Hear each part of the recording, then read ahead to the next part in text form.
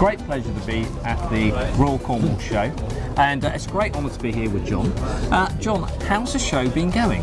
Well, it's been going very well. I've been associated with the Royal Cornwall Show now for, this will be my 42nd year. 42nd, goodness me.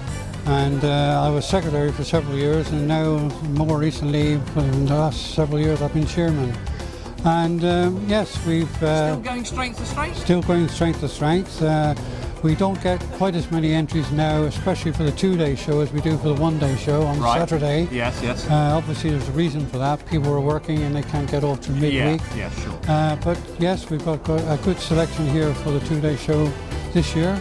And we've got an even better selection tomorrow for the Saturday show. Have you? What sort of numbers on the Saturday show? Overall, over the 3 days, we still have something close on 500 entries. Were you really? Which is quite good for this time of the year, because you've got to appreciate this time of the year, the pigeons are paired up, the racers are racing, yes, and it's difficult to get them away from the loft as they're feeding youngsters or sitting on eggs. Yeah, absolutely. So, all in all, it's been quite a good support as always. Yeah. Now what do we have behind? Well, here we've got these are the 4 section winners. Oh yes. The show racers, the racers, the fancy pigeons, and the flying varieties. Yes. Here we have this is the best show racer. Oh, that's this is called a mosaic. You can see the pattern on the wing. And this was adjudged best in the show racer section yesterday, and it went on to win the Supreme Championship at the show. Did it really? I don't think you're quite the general public won't appreciate just how wonderful the colours are on that animal. No, well you can see, I mean, the colouring is absolutely fantastic. Stunning, isn't it? Yes. So that's the show racer. This is the racing pigeon. This is a blue checker. As you can see, it's a much smaller pigeon, bred purely for racing. This one has raced over several hundred miles for its owner. So that is the difference between the show racer and the racing pigeon. Now, how many races can they do a year? It depends on the owner, but I would have thought probably they do 6 or 7 races a year. Yeah, 6. Yeah. That's sort of yeah. that's about not. Yeah. And sort of, and what would be an average?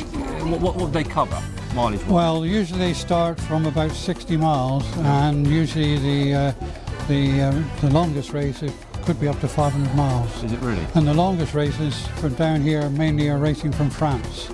And I mean, we were very fortunate recently in the national race from Saint-Malo in France. The winner was recorded in Cornwall. Oh, was it? Yes. So, do you recall what sort of times that was? The result is always done in yards per minute. Oh, right. And this one was in Cornwall. It was 50 yards ahead of the second pigeon.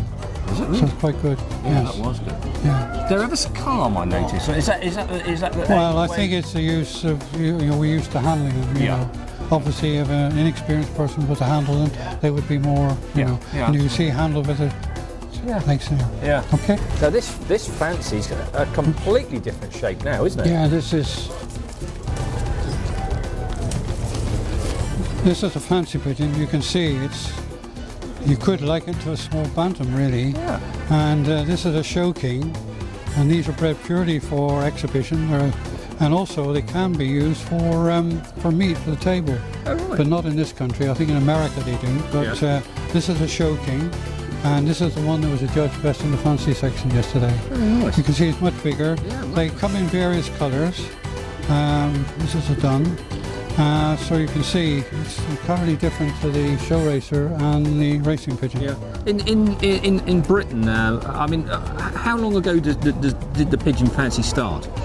Way back in the early 1800s. Right. Yes. And have they changed much in shape over this time? They have. I mean, the pigeons initially originated from the rock doves. Oh, and this is going back into the very early days. Yes. And I mean, since then, the different breeds have been involved, and this is where ended up now with the breeds today. Yes. Yeah. But that's fascinating. That certainly is a lot different in shape, isn't it? This is a flying breed, not to be confused with racing pigeons, and this is a tippler, flying tippler, and these in flight. Not so much down this part of the world, but in the north of England, they have flying competitions where they have a kit of tipplers, and they go up very high and they tipple. turn in the sky. All right. And the competition is for the kit of pigeons which stay up the longest in the air. How is it? And but this particular one is bred for exhibition. These are one of several flying varieties. There's the Tippler, the Birmingham Rollers, which do a similar rolling in the sky, Yes. and also the West of England Tumblers. Oh, right. But they're all very popular, and the classes are well supported. And this yesterday was adjudged best flying variety. It's lovely. The feathers are a lot different on this section Yes. than the others, aren't they? They're not so tight. No, no. The others are much tighter, Yeah. much smoother. Yeah. But this is a typical example. And where would these have originated?